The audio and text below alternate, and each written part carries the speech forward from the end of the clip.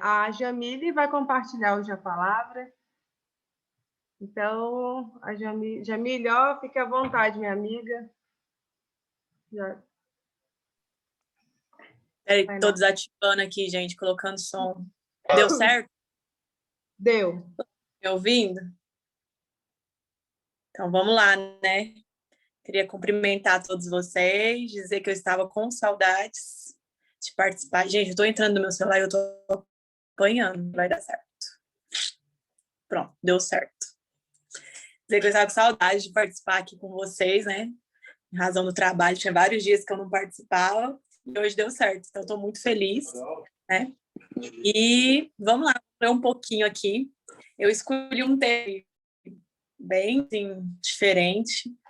O texto base da minha palavra hoje está em 1 Crônicas, capítulo 4, nos versículos 9 e 10. E eu não sei vocês, mas eu sempre, quando eu vou ler a Bíblia, sempre que eu paro para ler a Bíblia, eu tenho muita dificuldade de ler crônicas, né? Aquele tanto de genealogia, de linhagem, familiares, né? De nomes esquisitos. Sempre que eu tô lendo essa parte, eu sempre pulo. Mas aí, esse ano, eu fiz um propósito diferente com Jesus, sobre ler a Bíblia, sobre entender, não só ler por ler, mas entender e me aprofundar, e buscar conhecimento, buscar entendimento. E então, eu parei para ler crônicas. E no meio dessas genealogias, se a gente parar para ver, a gente vai encontrar assim, lições preciosas de encorajamento, de fé e de cuidado de Deus conosco, né? E é o texto que eu vou ler hoje, que está em 1 Crônicas 4, versículo 9. Vamos lá, vou ler aqui rapidinho na minha Bíblia, que é uma versão mais atualizada. E Jabes foi o homem mais respeitado da sua família. A sua mãe lhe deu o nome de Jabes, dizendo: com muitas dores o dei à luz. E Jabes orou ao Deus de Israel: ah, Senhor, abençoa-me e aumenta as minhas terras, que a tua mão esteja comigo, guardando-me de males e livrando-me de dores. E Deus atendeu o seu pedido.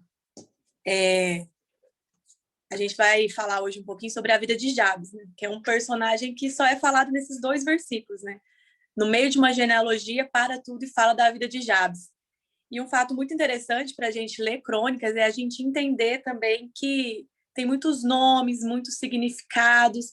E isso era uma questão muito importante para os judeus, né? A escolha dos nomes estava muito ligada a uma tradição deles, né?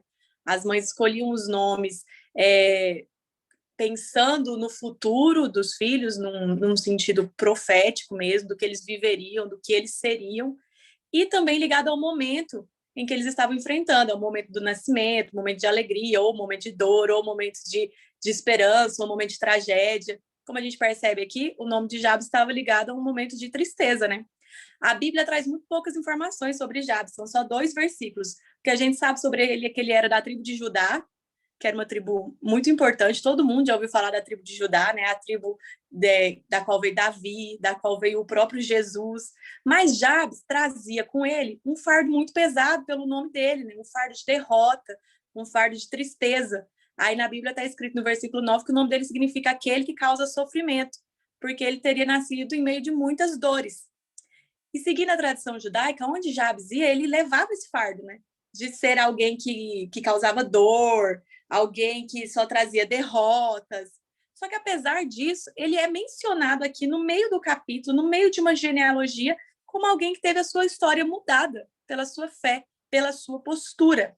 Então, a primeira lição que eu tiro dessa história aqui é isso, que a gente não pode, assim como Jabes, a gente não pode se deixar definir pelo que as pessoas dizem ao nosso respeito, né? Jabes não se deixou definir pelo nome dele. Pelo contrário, ele exerceu fé e confiou que o Senhor podia sim mudar a história da vida dele, né? Ele poderia ter passado a vida dele se vitimizando, né? Cabisbaixo, com a autoestima baixa, né? Jogando a culpa dos fracassos dele na mãe dele. Mas, em vez disso, ele escolheu o quê? Rogar ao Senhor e pedir ao Senhor que mudasse a história da vida dele. Então, a gente precisa aprender a não se deixar bater pelas circunstâncias da nossa vida, pelas palavras que, às vezes, alguém pode ter lançado sobre nós, pelas crises que nós enfrentamos, pelas dores que nós enfrentamos, porque o nosso posicionamento diante das circunstâncias da nossa vida pode mudar toda a nossa história. E foi o que aconteceu com Jabes. A Bíblia aí diz no versículo 9, e é a primeira frase que a gente tem sobre Jabes, é que ele foi o mais respeitado da sua família. Só depois vai falar do nome dele, do significado do nome dele, da circunstância da vida dele. Em primeiro lugar, Jabes é retratado como alguém respeitado. Por quê? Porque ele não se deixou abater pela circunstância. Ele escolheu honrar a fé dele no Senhor. E ele foi retratado pela sua postura e não pelo que disseram que ele seria. A mãe dele tinha dito que ele seria aquele que causaria sofrimento, mas ele não se deixou abater por isso, né? E a Bíblia ela não dá muitos detalhes da vida de Jabes, a gente só tem esses 2 versículos mesmo, mas a gente pode acreditar que ele era um homem respeitado exatamente por essa postura de coragem, né, de fé, de não se conformar com a decretação da derrota sobre a vida dele, né? De não aceitar a palavra negativa, de buscar no Senhor a vitória dele. É como se Jabes tivesse escolhido reagir e superar o trauma do nascimento dele. E por isso ele era respeitado e por isso ele foi honrado. E essa é uma lição muito importante que a gente tira da vida de Jabes. Nós não devemos nos deixar abater pelas circunstâncias da nossa vida, pelas dores que a gente enfrenta, pelos nossos medos, pelas palavras que as pessoas lançam sobre nós, porque o Deus a quem nós servimos, o Deus em quem nós cremos, ele é poderoso para transformar a nossa história.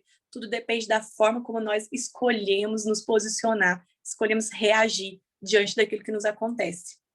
E aí vem o versículo 10, que vai falar o quê? Da oração de Jabes. Tem uma oração aí de Jabes, e dessa oração a gente pode tirar alguns princípios muito importantes, né, para uma vida de vitória, para uma vida baseada em oração mesmo. E aí eu vou ler a oração, porque os princípios a gente tira da própria oração. Ele começa dizendo: Ah, Senhor, abençoa-me. É a primeira coisa que Jabes diz. A primeira coisa que Jabes pede é a bênção de Deus, porque ele sabia que a bênção dele só poderia vir mesmo do Deus vivo, que estava pronto para abençoá-lo. Então ele entendeu que apesar da história dele, do nascimento dele, ter começado com derrota, com dor, ter sido lançado uma maldição sobre a vida dele, ele entendeu que ele podia sim ter uma bênção, desde que ele buscasse isso em Deus, desde que ele buscasse isso na presença de Deus. Muitas vezes a gente fica preso, né, em traumas, em crises, em circunstâncias, né, em diagnósticos, em medos, e a gente não enxerga que o Deus de vitória está bem aqui do nosso lado, querendo nos abençoar. Ele é o nosso Pai amado, ele nos ama incondicionalmente, ele nos ama apesar de todas as nossas fraquezas, e ele quer nos abençoar. A gente precisa entender isso, Deus quer nos abençoar. Basta muitas vezes que a gente se posicione, que a gente peça para o Senhor, que a gente vá atrás da nossa vitória. A gente tem que pedir sim para o Senhor: Senhor, me abençoa. Porque o Senhor, ele sempre vai olhar para o nosso coração. Ele não olha para o nosso passado, ele não olha para as nossas circunstâncias, ele não olha para as nossas fraquezas, e não existe nada que possa impedir a bênção do Senhor sobre nós. Não tem, eu sempre falo isso, que não tem nada que eu possa fazer que vá fazer o Senhor deixar de me amar, ou me amar menos, ou dizer para mim: não, agora chega, Jamile, já deu para você. Não tem. O Senhor é um Deus de amor, é um Deus de vitória, e Ele está pronto para nos abençoar. O amor dele derramado sobre nós é incondicional, e a gente precisa entender isso para não se deixar abater pelas circunstâncias da vida, para a gente saber se posicionar, inclusive em oração, buscando no Senhor a nossa bênção, assim como Jabes fez. E eu separei um versículo aqui que é muito conhecido, e às vezes a gente não presta atenção no que a gente está lendo, a profundidade do que a gente está lendo. Está lá em Romanos, no capítulo 8, no versículo 35, a partir do versículo 35, ó, que diz: O que nos separará do amor de Cristo? Serão as aflições ou as calamidades, as perseguições ou a fome, a miséria, o perigo ou as ameaças de morte? Mas apesar de tudo isso, nós somos mais do que vencedores por meio daquele que nos amou. E eu estou convencido de que nem a morte, nem a vida, nem anjos e nem demônios, nem o que existe hoje, nem o que virá no futuro, nem poderes, nem altura, nem profundidade, nada em toda a criação jamais poderá nos separar do amor de Deus. O amor dele por nós, nada pode nos separar desse amor, nada pode nos impedir de viver esse amor, de buscar no Senhor a nossa bênção, a nossa vitória. Ele quer nos abençoar, ele quer ser próximo de nós, ele nos quer pertinho, e a gente precisa entender isso, a gente precisa se posicionar assim. Amém? E aí ele continua a oração dele: Senhor, aumenta as minhas terras. Tem uma versão que diz: alarga as minhas fronteiras. E, em outras palavras, Jabes está pedindo o quê, gente? Prosperidade. Ele está pedindo para o Senhor abençoá-lo, dando-lhe prosperidade. E a gente tem uma coisa de achar, né, que prosperidade é algo ruim, que a gente não pode desejar ser próspero. Mas a prosperidade, ela não deve ser vista como algo ruim. A prosperidade na presença do Senhor, dentro do propósito que o Senhor tem para nós, ela é uma dádiva na nossa vida.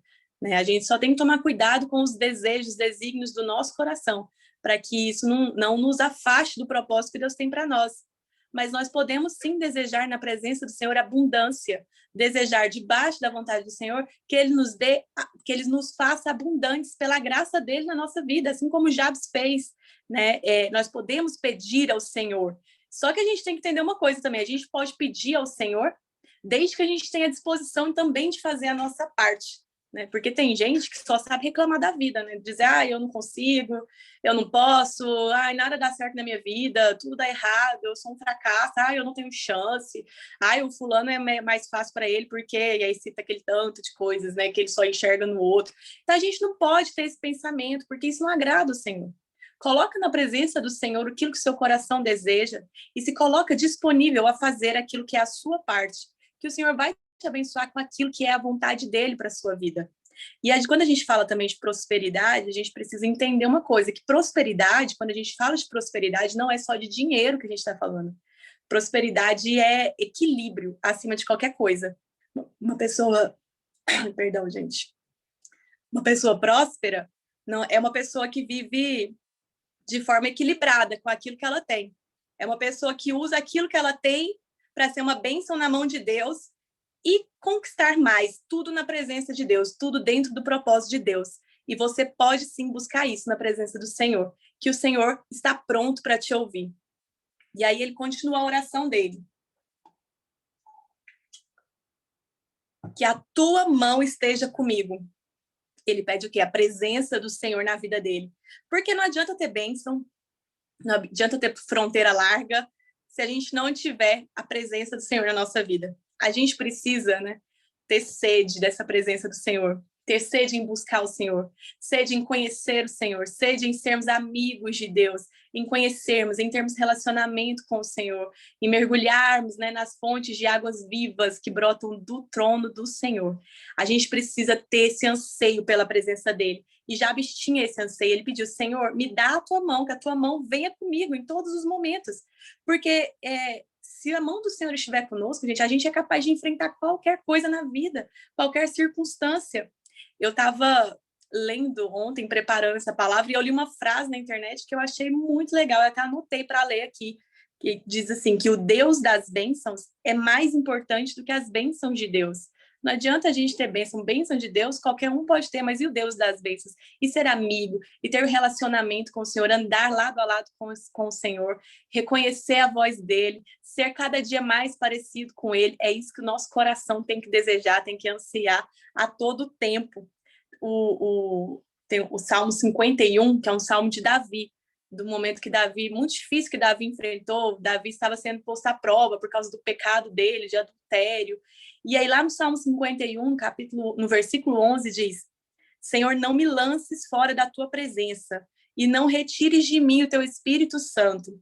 Porque no momento da dor, da fraqueza, do pecado de Davi, enfrentando as consequências do pecado dele, Davi não estava preocupado com o posto de rei, ele não estava preocupado com as riquezas dele, com a influência dele, ele não estava com medo de perder nada disso. Mas o que Davi mais tinha medo era de perder a presença do Senhor, perder o Espírito Santo na vida dele, porque ele sabia que ele não podia viver sem a presença de Deus. Né? E Davi, eu sempre digo, é um dos personagens que eu mais admiro na Bíblia, porque Davi tinha o coração mais quebrantado que eu já vi na vida, né? Tanto que ele foi chamado de um homem segundo o coração de Deus. E ele ansiava pela presença de Deus. A gente lê os Salmos, a gente lê a história de Davi, a gente sente o quanto Davi tinha desejo pela presença de Deus, por conhecer o Senhor. E esse tem que ser o nosso objetivo. A gente tem que colocar isso como um propósito na nossa vida, buscar a presença dele, clamar, rogar para que a mão dele sempre esteja conosco, nos guiando, nos auxiliando, sendo nosso amigo. Amém?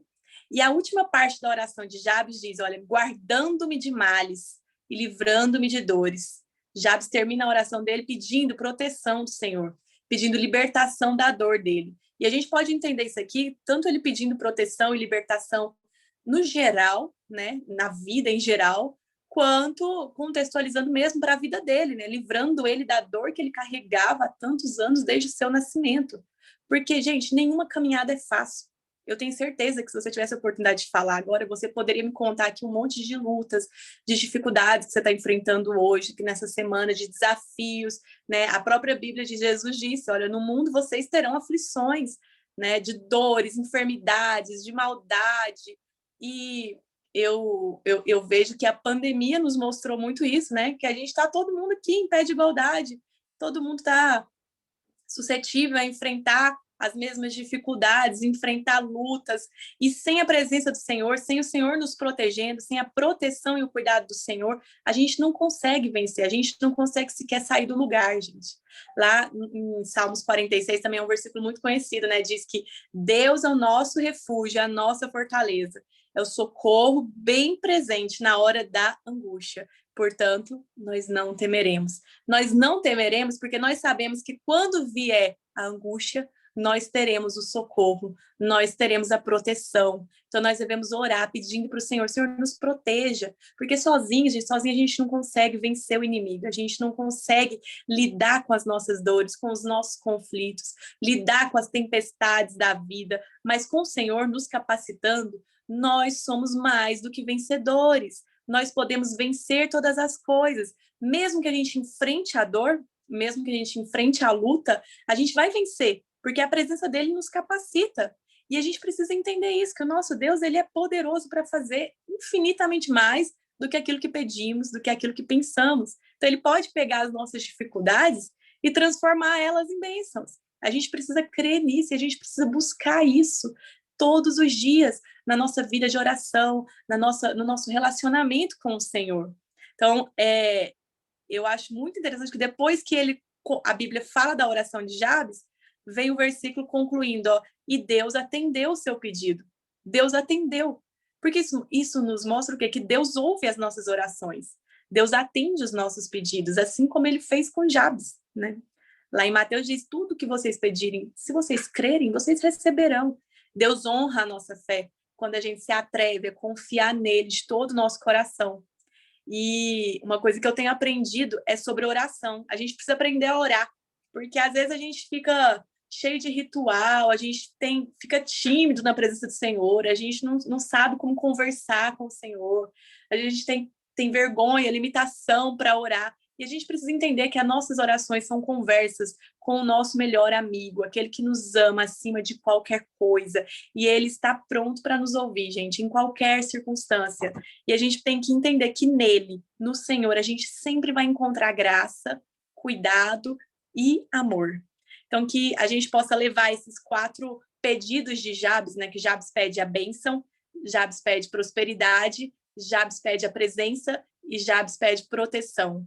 Bênção, prosperidade, presença e proteção. Que a gente possa levar esses 4 pedidos de Jabes para a nossa vida de oração, fazer disso os nossos pilares de oração e de relacionamento com o Senhor, porque ele te conhece em detalhes, ele sabe tudo que você precisa, mas ele quer que você manifeste a sua fé, quer que você seja ousado na presença dele, seja ousado na sua vida, através da oração, e que você entenda, né, o poder e o valor de uma vida de oração e de um relacionamento profundo com o Senhor, porque ele cuida de você, ele atende os seus pedidos e ele está pronto sempre para te socorrer, ele te ama incondicionalmente, nunca se esqueça disso. E essa é a minha palavra hoje para vocês. Eu vou devolver para a Tiane agora, para ela orar.